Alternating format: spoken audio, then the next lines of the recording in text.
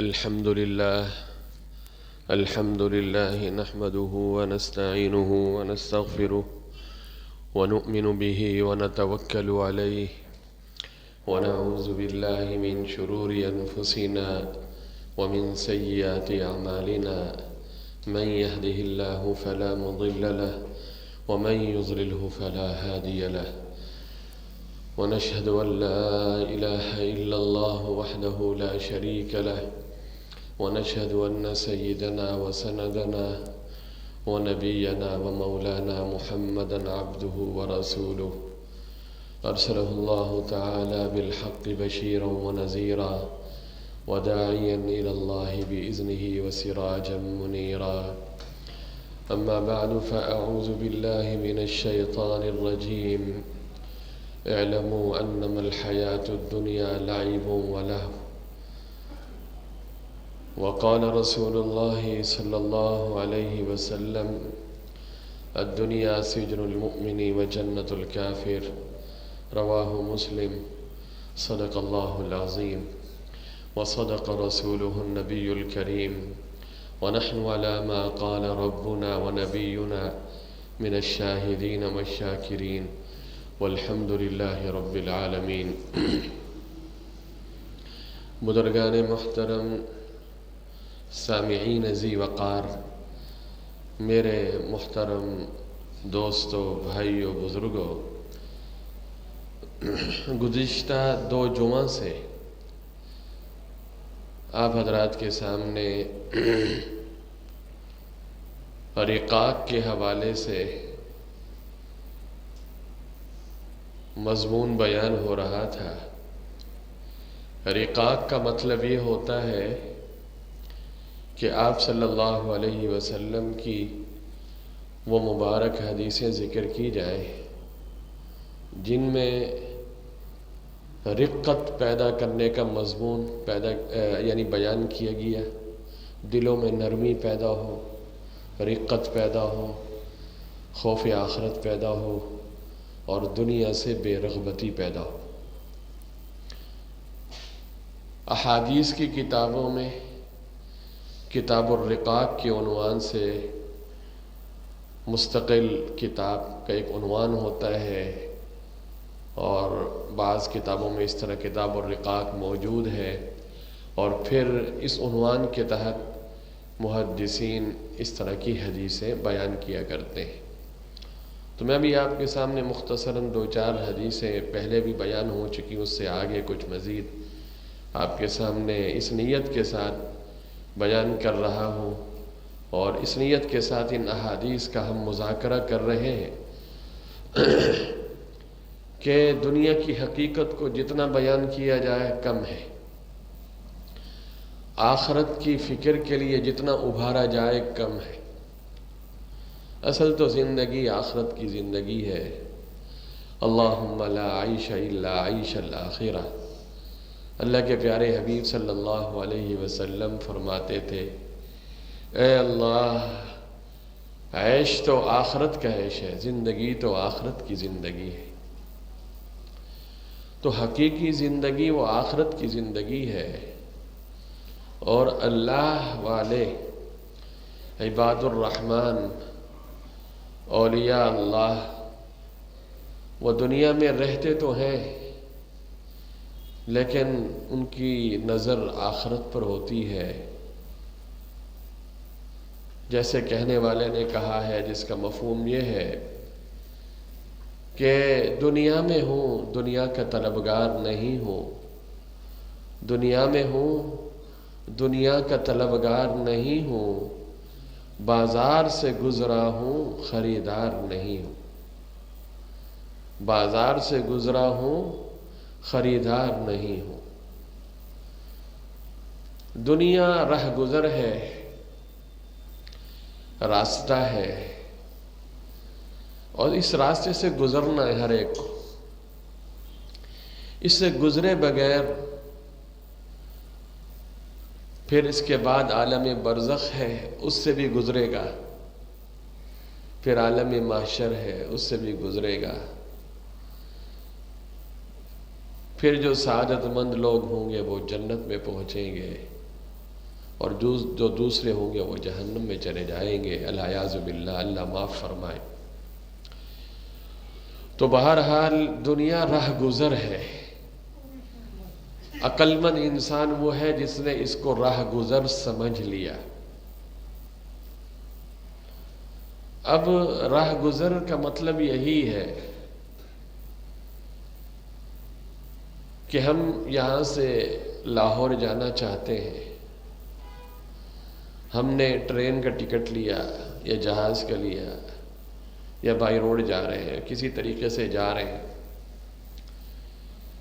اب ہماری منزل مقصود لاہور ہے اور وہاں ہمیں کل کسی خاص پروگرام میں شرکت کرنی ہے اور لازمی ہماری وہاں شرکت۔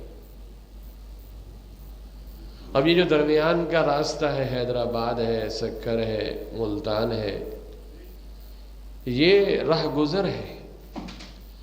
اگر تھوڑی دیر کے لیے سستانے کے لیے آدمی رک جائے تو رک سکتا ہے، لیکن اگر کوئی آدمی موٹر وے پہ کسی ریسٹ ایریا پہ رکا اور کہا یار بڑی زبردست مسجد بنی ہوئی ہے، بڑے زبردست وضو خانے ہیں، بہت اچھا انہوں نے جو ہے وہ قیام گاہیں بنائی ہوئی ہیں، صاف ستھری جگہ ہیں، تو چلو یار تھوڑا سا یہاں کچھ سیر کر لیتے ہیں، یہاں رہ جاتے ہیں جی، کچھ گھنٹے ان سے پوچھ لیتے ہیں بھائی، ایک آدھ رات یہاں قیام کر لیتے ہیں، ایک آدھ دن یہاں ٹھہر جاتے ہیں۔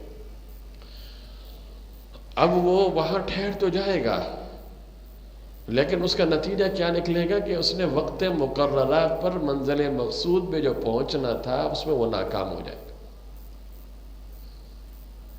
اسی طرح یہ ہمارا یہ جو زندگی کا، اب زندگی کتنی ہے؟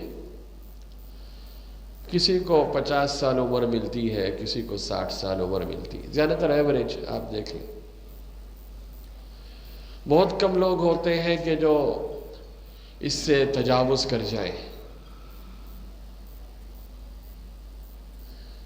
کسی نے کسی سے پوچھا، یہ تو دیکھیں اسباب کے درجے کی بات میں کر رہا ہوں، ورنہ جو موت کا وقت ہے جو لکھا ہوا ہے اس میں نہ تو 1 سیکنڈ کمی ہوگی نہ اضافہ ہوگا۔ اللہ کو معلوم ہے کہ اس کی زندگی کتنی ہے، لیکن ہمیں اپنی صحت کے حوالے سے، تندرستی کے حوالے سے جو رہنما اصول بیان کیے گئے ہیں، ہمیں ان کی پاسداری کرنی چاہیے۔ اس میں غذا کا بڑا دخل ہے۔ آدمی غذا وہ کھائے جو اس کا معدہ قبول کرے، ہر ایک کا معدہ الگ الگ ہے۔ یہ تو معالج سے پوچھے، خود اس کو بھی سگنل آ جاتے ہیں، جو معدے کے خلاف کوئی چیز کھا لے نا تو پتہ چل جاتا ہے کہ بھائی میرا معدہ اس کو قبول نہیں کرنا۔ تو گاڑی کی ٹینکی اگر جس آئل کو، جس پٹرول کو قبول نہیں کر رہی، وہ پٹرول اگر اس میں بار بار ڈالیں گے تو کیا ہوگا حال؟ انجن کا کیا حال ہوگا؟ گاڑی کا کیا حال؟ ستیہ ناش ہو جائے گا۔ اگر ہمارا معدہ ایک کھانے کو قبول نہیں کر رہا لیکن اس میں زبان کا چٹخارا ہے، زبان کی لذت ہے، بہترین مسالے دار، لیکن بھائی 1-2 منٹ کے لیے زبان کی لذت کے لیے معدے جیسی چیز کو تباہ و برباد کرنا، یہ کہاں کی عقل مندی ہے؟ تو ایک تو اگر آدمی ان اصولوں کا خیال رکھے اپنی صحت کا، پھر میں آپ کو اصل ایک اور گر کی بات بتاتا ہوں، بہت کم لوگ بتاتے ہوں گے یہ، کہ ہم اپنی زندگی مسنون طریقے سے گزاریں، سنت طریقے سے۔ یقین مانیے بہت سی بیماریوں سے بچ جائیں گے۔ اب ہمارے ذہن میں یہ بات آئے گی یہ سنت والی زندگی کا طب سے کیا تعلق، صحت سے کیا، تندرستی سے؟ یہ مولوی صاحبان یہ کون سے اب ڈاکٹر بننے لگ گئے؟ نہیں بھائی، ہمیں کوئی دعویٰ نہیں، ہم نہ ڈاکٹر ہیں، نہ ہم معالج ہیں، نہ ہم اس لائن کے آدمی ہیں، لیکن سنت بھری جو زندگی ہے آپ تجربہ کر کے دیکھ لیجئے۔ یہ بعض ڈاکٹروں نے بعض لوگوں سے اس طرح کے سوالات کیے تھے کہ ہم ڈاکٹر ہیں اور ہم اپنی فیملی میں اپنے میں بڑا احتیاط کرتے ہیں، خیال رکھتے ہیں، کہیں کولیسٹرول نہ بڑھے اور شوگر نہ بڑھے اور فلاں چیز لیول، ہمیں تو ان چیزوں کا پتہ بھی نہیں ہوگا. ہم جیسے لوگ جو ہے نا، ہمیں تو پتہ بھی نہیں کہ یہ جسم کے اندر کیا کیا دیکھنا. ڈاکٹروں کو تو سب، ڈاکٹر اپنے لیے کیا کچھ نہیں کرتے، اپنی فیملی کے لیے ہم سب کچھ کرتے ہیں، لیکن ہماری فیملی کے اندر عمر اتنی زیادہ نہیں ہوتی. کسی مولوی سے پوچھا کہ آپ یہاں عمریں بہت زیادہ ہو جاتی ہیں، کسی کی 90 سال ہے، کسی کی 95 سال ہے، یہ کیا ہے؟ اس 90 سال اور 95 سال والے بوڑھے عالم کو یہ پتہ بھی نہیں ہوگا کہ یہ کیا کہتے ہیں، اب مجھے بھی وہ انگلش کے الفاظ صحیح طرح مجھے بھی نہیں آتے کہ یہ چیزیں جسم میں یہ کیا ہوتی ہیں، تو اس کو بھی نہیں پتہ. لیکن اس کے باوجود وہ 90 سال میں بھی صحیح کام کر رہا ہے، نمازیں بھی پڑھ رہا ہے، پڑھا رہا ہے، واعظ و نصیحت بھی کر رہا ہے. تو ہم ڈاکٹر ہیں، ہمیں صحت کی ساری چیزیں پتہ ہیں، سب کچھ ہے، ہم خیال بھی کرتے ہیں. اور ہمارے ہاں اوسط عمر جو ہے خاندان میں زیادہ تر یہی ہے، ایوریج. لیکن آپ کے ہاں عمریں کچھ زیادہ ہو جاتی ہیں، یہ کوئی ضروری نہیں ہے. وہاں بھی ایسا ہوتا ہے. 40 سال میں بھی بعض علماء ہیں ان کا انتقال 25 سال کی عمر میں ہوا، بڑے بڑے لوگ. اور علماء میں بھی اکثریت کی تعداد آپ کو ملے گی ان کی عمریں زیادہ نہیں ہیں. خیر، یہ ایک نقطہ جو اس کا تھا، میں نے کہا وہ بھی آپ کو بیان کر دوں. تو انہوں نے کہا کہ اصل میں بات یہ ہے کہ جو سنت والی زندگی ہے اس کا انسان کی صحت سے بڑا دخل ہے. اب سنت والی زندگی میں دیکھیے، سنت والی زندگی کیا ہے کہ رات کو جلدی سونا ہے، رات کو جلدی سونا ہے. آپ صلی اللہ علیہ وسلم کے معمولات بھی آپ دیکھیں تو رات کے آپ نے حصے کیے ہوئے تھے، اور جلدی سونا ہے، اس کی ترغیب دی گئی. اور پھر صبح جلدی اٹھنا ہے. اللہ تعالیٰ توفیق دے تو آدمی تہجد پڑھے، فجر کی نماز فرض ہے اس کو ادا کرے. اور پھر ہمارے ہاں فجر کے بعد سونے کو منع قرار دیا گیا، فجر کی بعد کی نیند کو منع قرار دیا گیا. یہ آپ پوچھئے معالجوں سے، صحت کے حوالے سے، تندرستی کے حوالے سے جو لوگ ماہر ہوں، آپ ان سے پوچھئے کہ فجر کے بعد کی نیند کتنی انسان کے لیے نقصان دہ. اچھا، پھر ظاہر ہے کہ آدمی صبح کا اٹھا ہوا ہوگا، فجر سے پہلے وہ اٹھا ہے، فجر کے بعد بھی نہیں سویا، اپنے معمولات کرتا رہا. پھر اس نے آفس جانا تھا یا اس کے دوسرے کام تھے، جی ٹیچر تھا تو پڑھانے جانا تھا، اپنے معمولات میں وہ رہا. اب ظاہر ہے تو پھر ایک اور سنت ہے، وہ ہے کہ دوپہر کو قیلولہ کرنا. قیلولہ کرنا یہ سنت ہے. آپ میں سے بہت سے کم لوگ ہوں گے جو اس سنت پہ عمل کرتے ہوں گے، اور کچھ لوگ ایسے بھی یہاں بیٹھے ہوں گے کہ جو قیلولہ کا لفظ ہی پہلی دفعہ سن رہے ہوں گے. آپ صلی اللہ علیہ وسلم قیلولے کا اہتمام فرماتے تھے، صحابہ بھی قیلولے کا اہتمام. ایمرجنسی حالت جو ہوتی ہے، جب ایمرجنسی نافذ ہو جاتی ہے تو پھر آدمی اپنے معمولات بھول جاتا ہے نا، نظام الاوقات تتر بتر ہو جاتا ہے. لیکن قربان جائیے، آپ صلی اللہ علیہ وسلم کے غزوات کے واقعات بھی ہم جب پڑھتے ہیں، اب غزوے کا جو سفر ہو، جی لڑائی کا میدان ہو، تو لڑائی کے میدان میں کسی کو نیند آتی ہے، قیلولہ کی طرف وہ متوجہ ہوگا. لیکن آپ صلی اللہ علیہ وسلم کا وہ قصہ آپ نے سنا ہے کہ غزوے کا موقع تھا، آپ نے اپنی تلوار درخت کے ساتھ لٹکائی اور آپ سو گئے. ذرا اس واقعے پہ غور کیجیے. ہم نارمل حالات میں ہیں، کوئی ایمرجنسی حالات نہیں ہے ہمارے، اور پھر اسی حالت میں ایک کافر آتا ہے اور آپ صلی اللہ علیہ وسلم کی تلوار اپنے ہاتھ میں لیتا ہے اور آپ کو اٹھا کے کہتا ہے، میں یمنعک منی، آپ کو مجھ سے کون بچائے گا؟ اللہ کے پیارے حبیب صلی اللہ علیہ وسلم کہتے ہیں اللہ، اللہ کا نام اس یقین اور اس کے ساتھ عزم کے ساتھ لیا کہ اس کے ہاتھ سے تلوار گر گئی.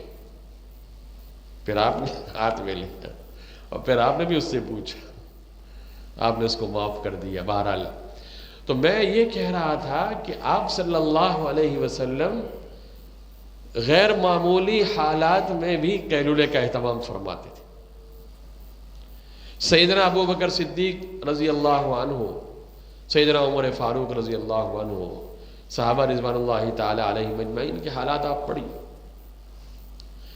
عمر فاروق رضی اللہ عنہ کا زمانہ آپ کو معلوم ہے کہ خوب جہاد ہو رہا تھا، اور اس وقت اگر سیکورٹی کے لحاظ سے سب سے زیادہ رسک کسی شخصیت کو ہونا چاہیے تو کس کو ہوگا بتائیے؟ عمر فاروق کو ہوگا نا. لیکن ان کی زندگی کتنی سادہ ہے.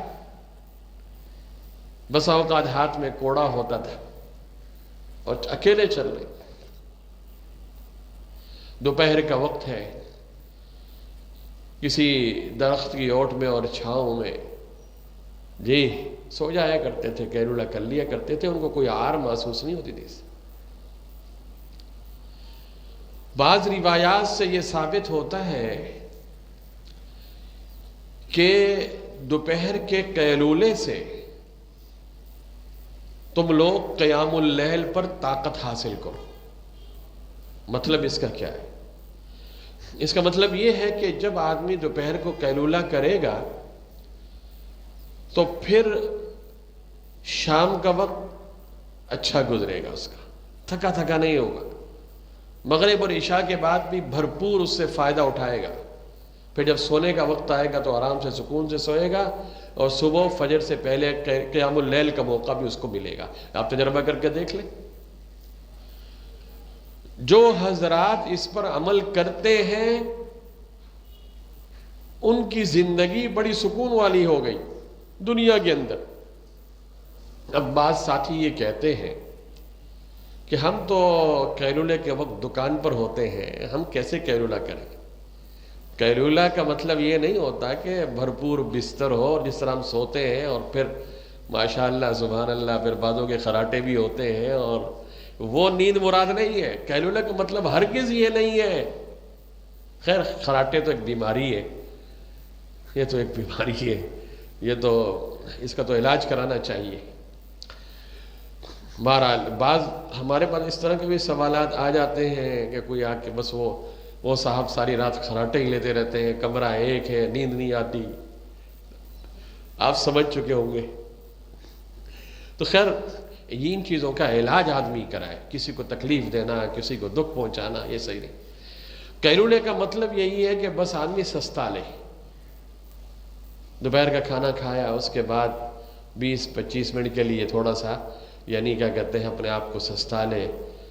اور وہ کرنے والوں نے اس سنت کو زندہ کرنے کے لیے انہوں نے اپنے آفسوں میں بھی ترتیب بنا لی. بھائی آدمی اپنے ضروری کام کے لیے باتھ روم کی نیت سے، دوسرے کاموں سے کیا کبھی 20-25 منٹ یا آدھا گھنٹہ ادھر نہیں ہو جاتا؟ ہوتا ہے نا. تو ایک سنت کو زندہ کرنے کے لیے کہیں کونے میں جا کے اچھا اس کا فائدہ کیا ہوگا؟ اس کا فائدہ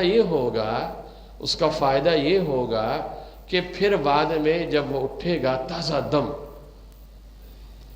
اچھا بعض ساتھیوں کے ذہن میں میری اس بات میں یہ بات آ رہی ہوگی کہ ہم تو جاتے ہی دکان پر 12 بجے ہیں یا 1 بجے، ہم اٹھتے ہی بستر سے کب ہے؟ 12 بجے ہم اٹھتے ہیں، تو کیا جیسے دکان پہ پہنچے وہ قیلولہ کریں؟ یہ ان کے لیے نہیں ہے بھائی. انہوں نے تو پہلے سے اپنا سارا سسٹم تباہ و برباد کر کے رکھ دیا، پورا آدھا دن ضائع کر دیا. ترقی یافتہ قومیں ایسی نہیں ہوتی. یہ ان لوگوں کے لیے میں کہہ رہا ہوں جو صبح اٹھتے ہیں، جلدی اٹھنے والے، پھر فجر کے بعد سوتے نہیں ہیں. یہ ان کے لیے ہے، یہ ان لوگوں کے لیے نہیں ہے جو اٹھتے ہی 12 بجے. یہ تو نحوست ہے کہ بس سوتے رہو اور 12 بجے اٹھے. دیکھیے اس سے دینی اعتبار سے بھی بہت نقصان ہے، اور دنیاوی اعتبار سے بھی بہت نقصان ہے، معیشت کا بھی بہت نقصان ہے۔ آج مسلمان بہت سست ہو گئے، کاہل ہو گئے۔ دنیاوی اعتبار سے آج ہم کسی بھی ملک سے آگے کیوں نہیں ہو رہے؟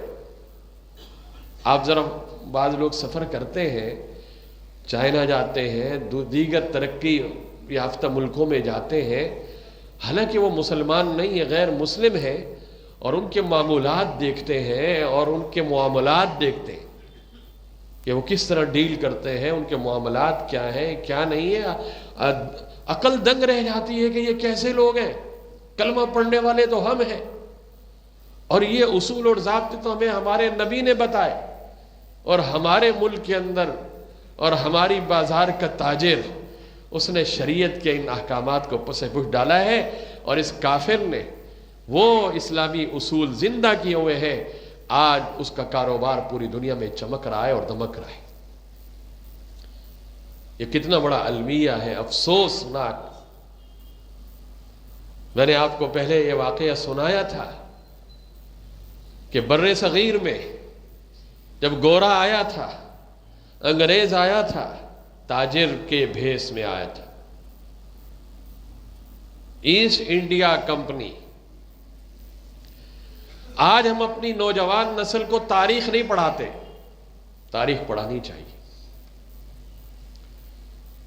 لوگ لندن بھی جاتے ہیں سیر و سپاٹے کے لیے، اگر اللہ کبھی لندن لے جائے تو عبرت کی نیت سے جائیں اور وہاں کے میوزیم اور عجائب گھر دیکھیں۔ برٹش میوزیم میں جائیں، انڈیا آفس لندن لائبریری میں جائیں، مختلف جگہوں پہ آپ کو وہاں پتہ چلے گا، بولیں گے کہ سارا ہندوستان اور پاکستان کا خزانہ تو یہاں پڑا ہوا ہے۔ صرف اس ملک کا نہیں، آپ صرف اپنے اس ملک کا دیکھ لیجئے، چھوڑیے دوسروں کا، وہاں تو پتہ نہیں کتنے کتنے ممالک کی چیزیں وہاں پڑی ہوئی، قیمتی ہیرے کیا اور قیمتی جواہرات، نوادرات۔ شاعر مشرق اقبال مرحوم نے بھی تو جب وہاں وہ تو رہے بھی، پڑھتے بھی رہے، تو جب یہاں کی چیزیں وہاں دیکھتے تو کہتے تھے کہ ان کو دیکھ کر دل ہوتا ہے سپارہ۔ ایک درد مند دل رکھنے والا جب غیروں کے علاقے میں جا کے اپنے علاقے کی چیزوں کو دیکھتا ہے، یہ تو ظاہر ہے کہ زبان کے تو تیز تعویل کریں گے نا، ہم تو حفاظت کے طور پہ لے کر گئے تھے، ہاں وہ تو تھوڑی مانیں گے ہم نے چوری کی ہے، یا وہ کہیں گے ہم نے خریدا تھا، ہم نے آپ کے فلاں سے۔ وہ کس سے خریدا تھا؟ جیسے آپ نے سنا ہے نا، بعض لوگ صبح آ کے کہتے ہیں کہ بھائی یہ جو چیز ہے نا مجھے ہوتی 5 روپے کی ہے، یہ مجھے 20 روپے کی پڑی ہے، یہ مجھے نہیں، یہ اس کی قیمت 20 روپے لگ گئی ہے، اب آپ کی مرضی ہے 5 روپے کی، اور 20 روپے اس کی قیمت لگ گئی ہے، آپ کی مرضی ہے۔ اور اگر وہ 10 روپے کی بھی لے جائے تو کہتا ہے کہ یار اس نے میرے اوپر بڑا احسان کیا کہ 20 روپے والے گاہک کو اس نے کیا کر دیا، جی 20 روپے والے گاہک کو، حالانکہ اس میں اس کا زیادہ فائدہ تھا، 20 روپے کی چیز تو نہیں بیچی اور 10 روپے کا نقصان کر کے یہ میرا بڑا خیر خواہ ہے یہ تاجر، حالانکہ اس کو یہ پتہ نہیں کہ یہ 20 روپے یہ گھر میں رات کو بیوی کے ساتھ اس نے طے کیا تھا۔ تو یہ انگریز جو ہے یہ ہمارا سارا خزانہ اس طرح لوٹ کے لے گیا۔ لیکن جب وہ یہاں بر صغیر میں آیا، لکھنے والوں نے لکھا ہے تاریخ میں یہ بات کہ وہ بڑا محنتی تھا، وہ جفا کش تھا، وقت کا پابند تھا، نظام الاوقات کا پابند تھا۔ قومیں ایسے ترقی نہیں کرتی۔ نظام الاوقات کی پابندی، وقت کی پابندی، اپنے کاروبار میں زبان کا پکا ہونا، وعدے کا پکا ہونا، یہ انسان کو کہیں سے کہیں لے جاتا ہے۔ چنانچہ یہ صبح صبح جلدی یہ انگریز اٹھ جایا کرتا تھا، آفس کھلے ہوئے ہیں، کام ہو رہا ہے، کاروبار ترقی کر رہا ہے، اور اس وقت کا جو نقشہ ہے ہندوستان کا وہ بھی آپ تاریخ میں اٹھا کے دیکھیے کتنا بڑا اور بڑا ہندوستان تھا۔ اس کو سونے کی چڑیا کہا جاتا تھا، خزانوں کی ریل پیل تھی، یہاں ایک نہیں کئی ریاستیں ایسی تھیں جو بہت مالدار. حیدرآباد دکن کی ریاست کی تاریخ پڑھیے، ریاست بہاولپور کی تاریخ پڑھیے، اور کتنی ریاستیں تھیں یہاں بہت مالدار. وہ کہاں گیا وہ سارا خزانہ؟ وہ عیش و عشرت جو بر صغیر والوں کو نصیب تھی کہاں؟ محنت کرتا تھا، محنتی تھا، محنتی. چنانچہ لکھنے والوں نے لکھا ہے کہ اس کا جب دوپہر کو لنچ کا وقت ہوتا تھا، دفتروں میں ہوتا ہے نا لنچ کا وقت، اب بھی ہوتا ہے آفس میں، مثلا صبح 8 بجے ملازم پہنچ گیا اور شام کو مثال کے طور پہ 6 بجے تک آفس کا وقت ہے، تو دوپہر کو 1 بجے سے لے کے 2 بجے تک، ہر ایک کے ہاں الگ الگ حساب ہوتا ہے، کسی کے ہاں کیا، تو 1-8 گھنٹے کا ان کا کھانے کا وقفہ ہوتا ہے جس میں وہ کھانا بھی کھا لیں اور تھوڑا سستا لیں. دیکھیں تھوڑا سستا لیں، یہ ان میں بھی تھا، یہ کر لیں اور پھر اس کے بعد کام شروع کریں. اب جب یہ انگریز جو غیر مسلم ہے، اس کے جب وقفے کا وقت ہوتا تھا لنچ کے، اسی وقت ہمارے اس بر صغیر کے بادشاہوں کے جو محلات تھے نا مغلیہ سلطنت کے، اس وقت ان کے اٹھنے کا وقت ہوتا تھا. شہزادے اب اٹھ رہے ہیں، ہاں، اور ان کو کیا کہتے ہیں، ان کی کنیزیں اور فلاں فلاں، کسی شہزادے کو، نواب زادے کو، کسی اس کو، ہاں، کوئی کنیز اور کوئی عورت ہاتھ دھلا رہی ہے کسی کو، اور اس وقت اس کے بعد وہ ناشتہ، گویا کہ یوں سمجھیے کہ ملک کے حکمرانوں کے جو ناشتے کا وقت تھا وہ باہر سے آنے والا جس نے بعد میں قبضہ کیا اس بر صغیر پہ، اس کے لنچ کا وقت تھا. وہ کتنا کام کر چکا ہوتا تھا. تو پھر ایسی قوموں پہ اللہ کی طرف سے یہی تو آئے گا نا، کیا اور کیا ہوگا پھر؟ ملکوں کے ملک جو ہم سے چھین لیے گئے، جب اوپر آپ کے نااہل ہوں، جب ان کو خود قدر نہ ہو. الحمدللہ اللہ کا فضل و کرم ہے، آج بھی ہم بہت ستائے گئے، بہت دکھائے گئے، اس بر صغیر کے ساتھ بہت ظلم ہوا، بہت زیادتی ہوئی، لیکن اس کے باوجود آج بھی اللہ کے فضل و کرم سے جو یہ ٹکڑا بچا ہوا ہے، حالانکہ ہمارا ایک بازو ہم سے الگ کر دیا گیا بنگلہ دیش کا، لیکن ابھی جو بچا ہوا ہے اللہ نے اس کو بھی بہت سی نعمتوں سے مالا مال کیا ہے. لیکن ان نعمتوں سے فائدہ کیسے اٹھایا جائے؟ ہمارے اوپر کون لوگ حکمران ہیں؟ ہمارے وسائل، ہم اپنے ان وسائل سے کس طرح فائدہ اٹھائیں؟ آپ میں سے بعض ساتھی سفر کرتے ہوں گے، دیکھتے ہوں گے کہ ان کو کتنی دقتیں پیش آتی ہیں موسم کے حوالے سے بعض ممالک میں، لیکن اللہ کا فضل و کرم ہے کہ یہاں ہر طرح کا موسم موجود ہے. پانی کی بہترین نعمت موجود ہے، پانی جیسی نعمت، اور کیسے کیسے ذخائر ہمارے پاس موجود ہے اب بھی اللہ کے فضل و کرم سے. تو جو چیز کھوکھلا کرتی ہے، تباہ و برباد کرتی ہے، وہ بددیانتی، خیانت، اور خاص طور پہ جو مشترکہ اموال ہوتے ہیں، عوام کا جو سرمایہ ہوتا ہے، اگر اس پہ ڈاکہ ڈالا جائے، اس کو لوٹا جائے تو پھر کیا ہوگا؟ تباہی اور بربادی. آپ کے سامنے داستانیں آتی ہیں، آپ بھی حیران ہوتے ہیں کہ ایک طرف کہتے ہیں کہ یہ ملک اتنا جہاں حالات یہ ہیں، اور جب کوئی انکوائری ہو رہی ہوتی ہے، بھائی فلاں کے ہاں سے اتنا خزانہ برآمد ہوا، فلاں کے ہاں سے اتنا خزانہ برآمد ہوا، اتنا خزانہ. تو گھر گھر میں تو اس ملک میں قارون پڑا ہوا ہے، اور پھر کہتے ہو کہ بھائی ہمارے پاس کچھ نہیں. یہ کہاں سے نکل آیا؟ تو میں آپ کے سامنے جو عرض کر رہا تھا، یہ درمیان میں یہ بات آئی کہ انہوں نے محنت کی. بات یہاں سے چلی تھی کہ صحت کے حوالے سے، تندرستی کے حوالے سے اگر ہم مصنون زندگی بسر کرنا شروع کر دیں، پھر آپ دیکھیے پھر زیادہ ٹیبلٹ کی ضرورت نہیں ہوگی، دوائیوں کی ضرورت نہیں ہوگی. تو اس شخص نے اس کو یہی جواب دیا کہ ہمارے ہاں زندگی گزارنے کا ڈھنگ یہ ہے کہ ہم سنت کے مطابق زندگی بسر کرتے ہیں۔ سنت کے مطابق زندگی بسر کرنے کا مطلب یہ ہے کہ صبح جلدی اٹھتے، کام میں لگ جاتے، دوپہر کو سنت کے مطابق قیلولہ کرتے ہیں، شام کا بھی کچھ وقت جو ہے وہ کام میں استعمال ہو جاتا ہے ہوش و حواس کے ساتھ، اور پھر رات کو جلدی سوتے ہیں۔ اس کا نتیجہ یہ نکلتا ہے کہ صبح جلدی آنکھ کھلتی ہے، تہجد بھی کبھی توفیق مل جاتی ہے، نماز کی بھی، پھر نماز کے بعد نہیں سوتے۔ آج اگر ہم یہ طے کر لیں کہ ہم نے اپنا نظام الاوقات ایسا بنانا ہے، آپ دیکھیے چند دنوں کے بعد آپ کی زندگی میں بہت انقلاب آ جائے۔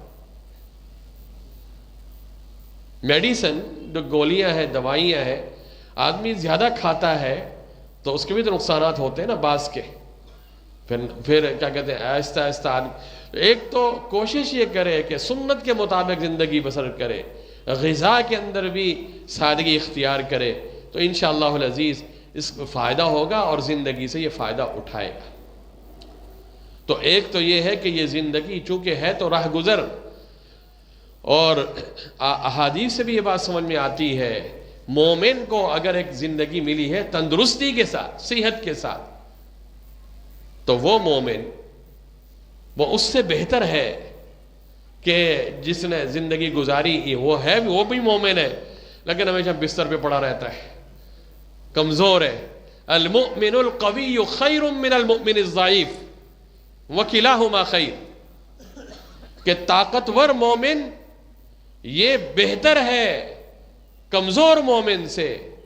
یہ اللہ کے نبی صلی اللہ علیہ وسلم کا فرمان ہے، اور فرمایا کہ طاقتور مومن یعنی صحت والا، جو اپنی صحت کا خیال رکھتا ہے۔ ظاہر ہے کہ ایمان کی دولت ہے اور ساتھ صحت کی دولت ہے، تندرستی کی، تو یہ اچھے کام بھرپور طریقے سے کرے گا نہیں کرے گا، اس کا ایمان اس کو سکون سے بیٹھنے دے گا، اس کا میدان عمل، یہ میدان عمل میں کود جائے گا، اللہ کی ان نعمتوں کا حق ادا کرے گا کہ مولا نے مجھے ایمان کی دولت عطا فرمائی، اللہ نے مجھے تندرستی کی نعمت عطا فرمائی، تو میں اپنے مولا کی نعمتوں کا شکریہ یہ ادا کروں گا کہ بس ان دونوں کو استعمال کر کے مجھ سے جتنا بھی ہو سکے گا میں دین کی خدمت کروں گا۔ اور ایک دوسری طرف وہ مومن ہے بیچارہ، مومن تو ہے لیکن بہت سی بیماریوں میں مبتلا ہے، آزمائشوں میں گھرا ہوگا۔ یہ ایک الگ فلسفہ، یاد رکھیے، آزمائشوں میں بھی ثواب ملتا ہے، گھبرانے کی ضرورت نہیں ہے۔ گھبرانے کی جو مسلمان بیمار ہے اس کو بھی پریشان ہونے کی ضرورت نہیں ہے۔ صحیح احادیث میں آتا ہے جس کا مفہوم یہ ہے کہ اگر کسی مومن کو کانٹا چبھتا ہے، کوئی ایذا پہنچتی ہے، کوئی تکلیف پہنچتی ہے، تو اس پر بھی اللہ تعالیٰ کی طرف سے اگر وہ صبر کرتا ہے، اللہ کی طرف سے اس پر بھی اس کو کیا ملتا ہے؟ اجر ملتا ہے اور ثواب ملتا ہے۔ یہ جو کلاہما خیر فرمائے کہ دونوں میں خیر، یعنی مزے تو دونوں کے ہیں۔ کیوں مزے دونوں کے ہیں؟ جنت کا ٹکٹ تو ہے نا اس کے پاس، مومن کے پاس جنت کا ٹکٹ ہے نہیں ہے، ایمان ہے نا جنت کا ٹکٹ، تو جنت کا ٹکٹ اس کے پاس ہے، ایمان اس کے پاس ہے، تو مومن بہرحال صحت مند ہو یا مومن کیا ہے کمزور ہو، بیمار ہو، بہرحال دونوں میں خیر ہے، بھلائی ہے۔ لیکن جو تندرست ہے وہ زیادہ بہتر ہے۔ کیوں؟ اس لیے کہ وہ کام زیادہ کرے گا، دین کا بھی کرے گا، معاشرے کی بھلائی، حقوق اللہ کی ادائیگی میں بہت آگے بڑھے گا، حقوق العباد میں بہت آگے بڑھے گا، کاروبار میں ہے تو کاروبار کے اندر بہت آگے بڑھے گا، اور چونکہ مومن ہے تو اس کا ایمان جو ہے اس کو یہی سمجھائے گا کہ یہ جو میں پیسہ کما رہا ہوں، مجھے اس خزانے پہ سانپ نہیں بننا، بلکہ اس خزانے کے مجھے حقوق بھی ادا کرنے ہیں۔ اللہ نے میرے ہاتھ میں یہ جو مال دیا ہے، یہ اللہ نے مجھے ذریعہ بنایا، مال اسی کا ہے، جان اسی کی ہے، جان بھی اس کے راستے میں کھپانی ہے، مال بھی اس کے راستے میں لگانا ہے۔ یہ تو میرے لیے سعادت ہے کہ میرے ہاتھ کے ذریعے سے بہت سے لوگوں کے چولہے جلتے، اور قرآن و سنت سے، شریعت کی تعلیمات سے یہ بات معلوم ہوتی ہے کہ یہ صدقہ و خیرات حقیقت میں جی بندہ جب کسی فقیر کو دیتا ہے تو وہ حقیقت میں فقیر کے پاس پہلے نہیں پہنچتا بلکہ رحمان کے ہتھیلی میں پہنچتا ہے، وہ رحمان کو دیتا ہے۔ اور یہ پھر یہ گویا کہ یہ رحمان کا نمائندہ ہے، اللہ کی طرف سے یہ فقیر کو دیتا ہے، اللہ کی طرف سے یہ فقیر کو دیتا ہے۔ تو آپ کے سامنے آج کی نشست میں یہ بات بڑی تفصیل کے ساتھ اور وضاحت کے ساتھ میں نے ذکر کی کہ دنیا یہ عارضی پڑاؤ کی جگہ ہے، یہ راہ گزر ہے۔ اللہ کے پیارے حبیب صلی اللہ علیہ وسلم بھی تو فرمایا کرتے تھے نا کہ ما انا الا کراکب استظل تحت شجرۃ، میں تو میری مثال ایسے جیسے کہ ایک سوار ہو اور وہ ایک درخت کے سائے میں بیٹھ گیا ہو۔ تو درخت کے سائے میں اگر کوئی سوار مسافر تھوڑی دیر کے لیے بیٹھتا ہے نا، ہمیشہ کے لیے تو نہیں بیٹھتا، بس تھوڑی دیر کے لیے سستایا راست اور پھر چل پڑا۔ کن فی الدنیا کأنک غریب او عابر السبیل، دنیا میں تم ایسے رہو گویا کہ تم اجنبی ہو، پردیسی ہو۔ دنیا میں تم ایسے رہو جیسا کہ تم کیا ہو، اجنبی ہو، پردیسی ہو یا راہ گزر ہو۔ یہ کیفیت بیان کی۔ اچھا یہی وجہ ہے کہ آپ صحابہ کی زندگی پڑھیے تو صحابہ کے پاس مال بہت آیا، دنیا بہت آئی، کیونکہ فتوحات کی نا، کیسر و کسریٰ کے خزانہ بھی ان کے پاس آئے، بہت مال آیا، لیکن صحابہ مال آنے کے باوجود بھی جی وہ دنیا کی طرف منہمک نہیں ہوئے کہ پیسہ آ گیا، جائیدادیں آ گئیں، سمجھے نہیں تو پھر ہم کیا کریں، اب بڑے محل بنا لیں اور بڑے کیا کر لیں ہم جی کوٹھیاں بنا لیں، نہیں، وہ ان چیزوں میں نہیں پڑے۔ اللہ تعالیٰ نے ان کو صدقہ و خیرات کی توفیق دی، اس میں وہ آگے بڑھ چڑھ کے حصہ لیتے رہے۔ اس کی بنیادی وجہ یہی تھی کہ جو اللہ کے پیارے حبیب صلی اللہ علیہ وسلم نے ان کی تربیت کی تھی کہ یہ دنیا کی زندگی تو عارضی پڑاؤ۔ آج اگر الحمدللہ ہمیں صبح وقت پہ بہترین ناشتہ مل جاتا ہے، دوپہر کا کھانا مل جاتا ہے، رات کا کھانا مل جاتا ہے، عزت کے ساتھ جو ہے جی اتنی روزی ہمارے پاس ہے جس سے ہمارا گزر بسر ہو جاتا ہے، لباس بہترین ہمیں نصیب ہے، سواری ہمیں نصیب ہے، چھپانے کے لیے چھت نصیب ہے، جی بیوی بچوں کے لیے کیا کہتے ہیں ان کے حقوق ادا کرنے کے اللہ نے ہمیں وسائل دیے، تو ہم تو بادشاہ ہیں۔ اور کون سی بادشاہت چاہیے دنیا میں؟ جب اللہ نے یہ دے دی تو پھر مزید حرص کرنے کی ضرورت نہیں ہے۔ جنہوں نے حرص کیے وہ تباہ و برباد ہوئے۔ جب اللہ نے یہ دے دیا اب ہم حرص کریں، لیکن کس کی؟ آخرت کی۔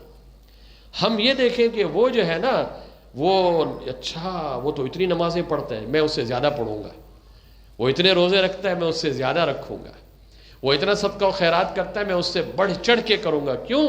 اس لیے کہ یہ جو زیادہ میں کروں گا یہ ضائع نہیں ہو رہا بلکہ یہ اللہ کے ہاں محفوظ ہو رہا ہے، اور اس کے ثمرات مجھے اللہ دنیا میں بھی عطا فرمائیں گے اور آخرت میں تو میرے لیے جنت تیار ہوگی۔ دعا فرمائے اللہ رب العالمین ہمیں دنیا کی حقیقت کو بھی سمجھنے کی توفیق نصیب فرمائے اور آخرت کی بھرپور تیاری کرنے کی توفیق نصیب فرمائے۔ جی یہ راہ گزر کے جو چند لمحات ہیں، کچھ پتہ نہیں کس کی موت کب آ جائے۔